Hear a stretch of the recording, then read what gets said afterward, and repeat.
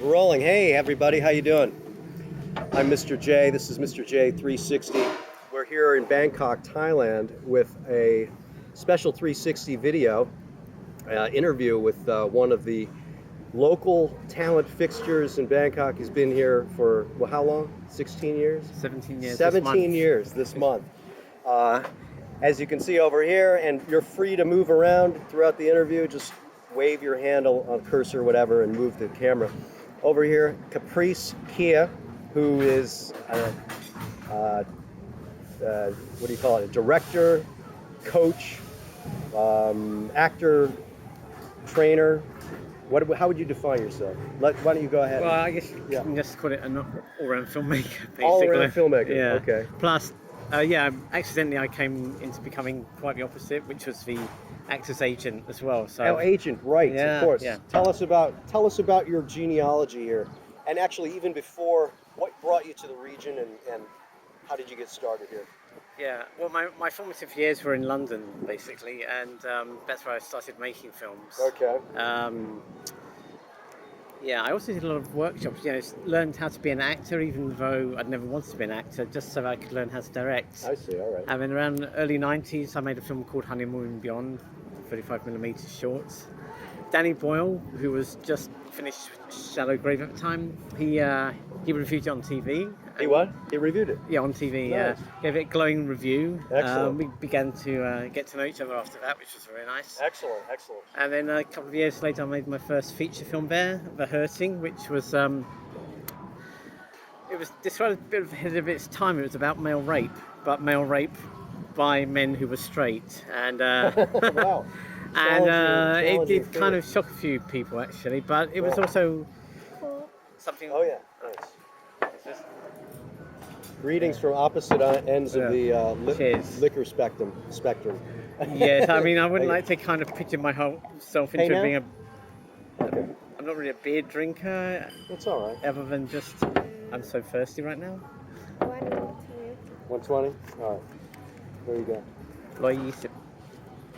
Nungra Yusip. I'm starting to. My tie is coming back. Oh, and by the way, the reason we're doing this interview now is Kaprice has a fabulous new project. Well, his movie project has a new life to it. It's just been released, and he'll talk about that in a minute. So, anyway. Yeah, The Hurting. Anyway, that was the first feature film, and male rape is a kind of taboo subject. And even when at the rap party, one of the actors came up to me and said, "I love the way you treated that subject." And I said, "Why is that?" He goes, "Because I'm a victim as well." Wow. And, it's the sort of guy you wouldn't expect to have that. He was a victim of straight male. He was a straight guy? Not sure. But he was raped by straight guys. He was raped. Or what? He was definitely raped. Well, here's the thing. The whole thing is it's about power, really. And obviously straight guys are going to kind of define themselves as such, but then the lines get blurred. But basically in the film, these guys are straight, basically. Yeah. So They wouldn't be guys who would be going out picking up other guys, basically. Yeah. So you made a point in your movie to definitely clarify they were straight guys. To fulfill that story point. Basically. Yeah. I see. Yeah. Okay. We even have one of the characters in bed with a girl as well. Interesting. So, yeah. Really hammer it home. I've just got the film back into my possession after over 20 years. Oh, what? The distribution rights? No. It's just that I left England 17 years ago and I haven't watched it for 17 years. Oh, really? And I contacted my producer and he sent me over a digital copy because back 17 years ago we only had, tape and stuff. Oh, right? yes. Wow. So I've got that on digital now, so it's good to see the film again afterwards. Interesting. Yes, yeah. And so did you re-release it? Is it on Amazon Video or something like that? Well, there's always that option. I have to talk to Harry, the producer. I see. And stuff like that. But I think it'd be interesting to see him put it out 20 years. Yeah, it's over 20 years since I made it now. Interesting. Yeah. Wow. I wonder how. That would be interesting to let it play in the current environment. Yeah, I guess it's still a taboo subject even now, actually. Interesting. Has it screened in Bangkok? Has it screened in the region? No, we did take it to Cannes, gave it a market screening, and just for like a few hours you could feel the heat. There was people coming from the studios in the US to take a look at it and stuff like that, whatever. And just kind of felt excited, but nothing came out of it particularly. But yeah, no, it was London in the 90s. Interesting. Okay. And everything finished on film. yeah, it was 35mm. Yeah. Wow, 35. Yeah. Wow. Yeah. And what was the attic? Let's jump forward to your most recent project. What we're also talking about today, the attic, and it's now playing in Bangkok, right? Yeah, it's on limited release at Bangkok Theatres this week. Yeah. Okay, good. So that's one of the reasons we're talking to folks today. Yeah. How can you create a bridge between the past project and this one, if there is a bridge? Is there some kind of connection, or? Just that you kind of tap right back into what you really love to do, which is to make a film. You know, that's probably the. You try to. I think I've always tried to be very sincere in my filmmaking and authentic. Yeah, don't need to. How can I put it? You don't need to fake things, because the truth is much more interesting. The detail in the truth, and having to kind of brush over it. However, the actual way this project came about was completely opposite to how The Hurting and Butterfly Man came about, which were. Okay. You told me before you made this movie after it was finished. There we go. Yeah. Which is really an interesting perspective. Tell me about that. How did that? Yeah. Well, okay. So generally, when we start out as filmmakers, we have a kind of a vision or an idea which comes to our imagination, followed by a script, and then go and get funding and try and get it made. This was the opposite. This was a completed film. And I got invited to a rather big house in the suburbs of Bangkok. Somebody else's film?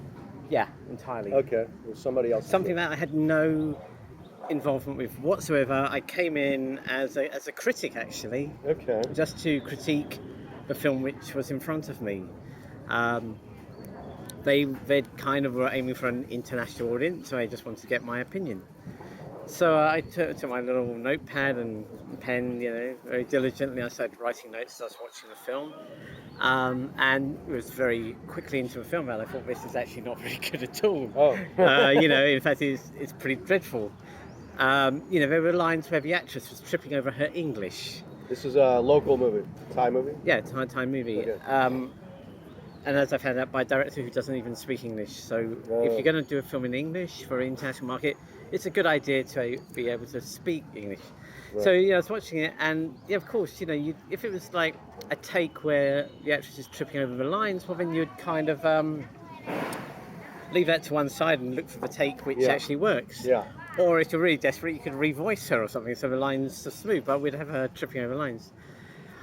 I don't want to be too scathing because there were awful other examples which, just bad. It was bad. All through and through, pretty much. It was. Well, it got really bad towards the end. It was like, okay, the filmmakers have kind of given up on any story. We had the ghost haunting the family, plus the three invaders coming into the house to aliens. No, they've just been in black, with masks on, that sort of thing, And so there's like a three-way kind of fight going on. I thought, and it was supposed to connect together, but did it hold together, or no? Well, like I say, it felt like the filmmakers had kind of given up towards the end of the filming and were just kind of cutting stuff together each way. Like they ran out of steam. Well, no ideas, whatever. And here's the thing, in Thai culture, you shouldn't really criticize to people's faces because it's about losing face. Sure. And in fact, it's a very powerful thing to do and not to do. So I was kind of looking for the exit, but this is a person's house, so because I was thinking, should I just leave and not say anything? Which maybe is one thing I should have done in reflection over. Was it on a big screen or in a theatrical type environment, or? No, it's a big TV, and there's a couple of random members of the cast and people around the room. Did they turn to you afterwards and say, "What do you think?" Well, yeah, I actually kind of stood up, Okay. Yeah, I decided I'll stick around and I'll let them have it. Okay, because here's the thing: is you have to respect Thai culture, but another thing, you're actually making films, which is a business decision, Yeah. and you're spending money and stuff like that. And well, I couldn't believe how the film got to this point being so rubbish. Anyway, How much had they put into the they movie? put 4 million baht in, which I can't translate that, but it was not very much in relative terms. $300,000, something like that. I have to check on the Okay, calculator. okay. But anyway, here's the thing. I told them exactly why this film didn't work, Yeah. and why it wouldn't work for international sales. It would be lucky if it got like a cheap VCD sale in Thailand. Shit. It was that bad, okay? I mean, we're talking rubbish here. Oh my god. And incompetence and everything else. But what I felt was some private investors put 4 million baht of their money into this film, and I think that stinks that money can be wasted like that so easily. So I went away and thought about it, and then I found out that the actual investor was the actress in the film. Oh, okay. So I wrote to her, I just said, listen, is buried very deeply within this film a few good ideas, a few good scenes. I'm happy to give you a day of my time to go in and cut what I can cut out, show you what there is. So I did that. I just spent a day in a studio and I got halfway through an 80-minute film. Okay, in one Sent session. it over, yeah. one day. Yeah, it was just stripping stuff out. I couldn't re-edit anything, didn't have time for that, but just pulling out rubbish. So she showed it to her male friends, and they gave a very positive opinion. So she got back to me and goes, okay, well, would you mind doing the other half of the film? I'll pay you for the day. I said, well, I don't mind doing that, but usually when you get into the second half of the film tends to become more complex, right? You're not dealing with exposition, right? Yeah. So I can do what I can, but I can't really say I'm going to give you a finished film out of a day's editing. Right? Yeah. But I can take out more stuff, and we'll see where we go. So I did that, and what was an 18-minute film turned out to be a 45-minute cut. So it's like a TV movie, or sort of. Well, TV no, not really, because like I say, it was just like getting it down. The time at that stage after one more day was 45 minutes, but you still need to kind of shoot stuff to link it up. Oh, so you went ahead, then you went and shot new stuff. Yeah, well, the proposal was this. She said, well, how can I sell a 45-minute film? I said, well, listen, I could have taken out more material if I'd wanted to, right? But what I've done is I've kind of been sitting on this project just for a few weeks, and now what I can propose is a new storyline, backstory to the ghost and things like that. Yeah. And I can bring it back up to 80 minutes again for you, but I'm going to need to shoot 30 minutes of stuff, right? New material. Yeah, and that's going to take me, well, if you say kind of 3 minutes per day, something like that.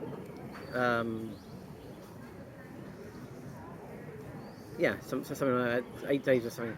She said, well, I'm not going to pay for that. Okay, and I thought about it. I thought, okay, well, we can shoot all of this material I want in the house, one location. It's mainly a house. It's basically about a single mother who's just been widowed. She moves into this very plush, spacious townhouse. She didn't want to pay extra, or she said it was okay? Well, what happened was I said, okay, well, look, I'll see what I can do in 4 days. Okay, 4 days. It was going to be really kind of like, really reckless stuff, and I have to be very economical and quick about how I went about things. Sure, very run and gun. Yeah, but I thought, okay, well, we might as well give it a chance, give it a shot. And, well, in fact, she wouldn't agree with that. They gave me 3 days. I said, well, actually, that's not going to work, but anyway, let's do it. And I worked with a very excellent DP called... I'm just checking to make sure it's still rolling. Not because I'm not interested. Let me make sure. Yeah, okay, good. It dies out after a while. I have to redo it. Okay, go ahead. Yeah, I am work with a very... I just met him, Colin Wellen, who's an Irish DOP. Okay. And we thought we'd go for it, So we shot 3 days in the house, and well, I don't know how much I need to tell you about the new material, but... How big was the crew? Just the shooter? Or you have a sound person and so forth? Yeah, oh yeah, for sound, my God. Do you want to hear some funny stories about filming? Sure. That's what we're here for. Okay, yeah. Shit. Up to you. I mean, okay. I'm not going to cut anything out, so be careful. about what you put in. Yeah, okay. Unless it's really bad, then I'll Yeah. cut it. Hey, this was the first ever paperless production I've worked on. Paperless production. Okay. It was environment friendly. For some reason, even though I had scenes which I'd scripted and an outline and a shot list for the day, the production team seemed to be incapable of actually getting a printout of that. Okay. Okay. And you know, like when you're working at speed, I wasn't going to kind of stop everything and say that, but it was like hell when you're trying to kind of shoot something at You want to see it. 7 o'clock at night, Yeah. and you got through the day and you're front, and then they say, "What's the next shot?" Well, why don't you print out a shot list for me? Yeah. Then it gets a bit frustrating. So you're dealing with that kind of incompetence. Oh, they insisted on no paper? Or I don't think it was a political thing. It was just like inability. You know, they even had a printer which they brought from the other house, and they still didn't seem to be able to print anything out. So that was unusual. Oh yeah, here we go. We're doing. There's a big room, a big spacious room. Yeah. And we've got the two main talent walking in. He's basically showing her around this beautiful big space, and she's a kind of a hobbyist painter and stuff like that. So he walks in and says, "Yeah, how do you like it?" Da, da, da. And she says something at the far end of the room, sort of thing. And I'm looking at the boom. Yeah. And really, what it should be doing, it should be kind of like turning towards to her. follow. Yeah. So it's going from him Sure. to her. Yeah. And I'm looking at it, I'm thinking, you know, it's not doing that. That's gonna be off mic, you know. Yeah. And okay, so there's a young kid. I said, okay, well, I'll go downstairs and I'll speak to the sound recorder. So I went downstairs. I said, yeah. So how was that take for sound? You know. And he goes, oh, yeah, it's okay. I said, well, are you sure it's okay? Because I didn't see that microphone move at all. Oh, he goes, all right. Yeah, well, it's just straight to video, right? I said, yeah, right. Turning the mic is extra. Yeah. That's for a high quality movie. Yeah. So we kind of we should be paying more money, you know, that wrist action. You want the wrist action? You pay more. See, in England, you could just fire the person or whatever, right? But I mean, here it was just like having to keep everything harmonious. Let me just pause it, and we'll do another clip.